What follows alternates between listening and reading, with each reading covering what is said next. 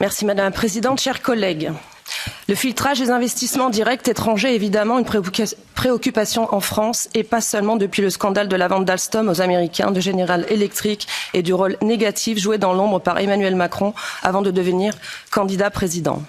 Je remarque que la Commission déclare dans son document, je cite, page 57, qu'elle justifie sa demande de règlement parce qu'elle veut influencer la décision prise par l'État membre qui procède au filtrage d'une opération.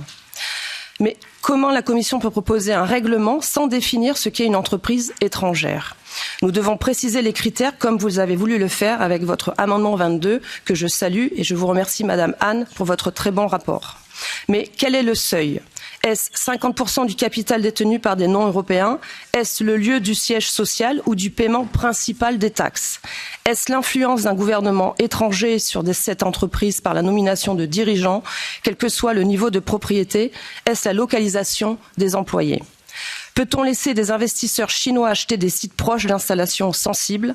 Peut-on accepter que Microsoft mette la main sur les données de santé des Européens?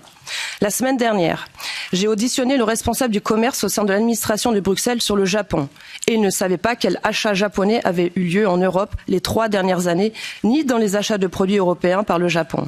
Il m'a expliqué que de facto, les constructeurs automobiles japonais étaient considérés comme constructeurs européens. C'est aussi ce que le commissaire Séjourné a dit lors de son audition. Pourtant, on a eu bien une intervention de dirigeants japonais pour expulser Renault et les Français de Nissan, sans réaction de Bruxelles d'ailleurs.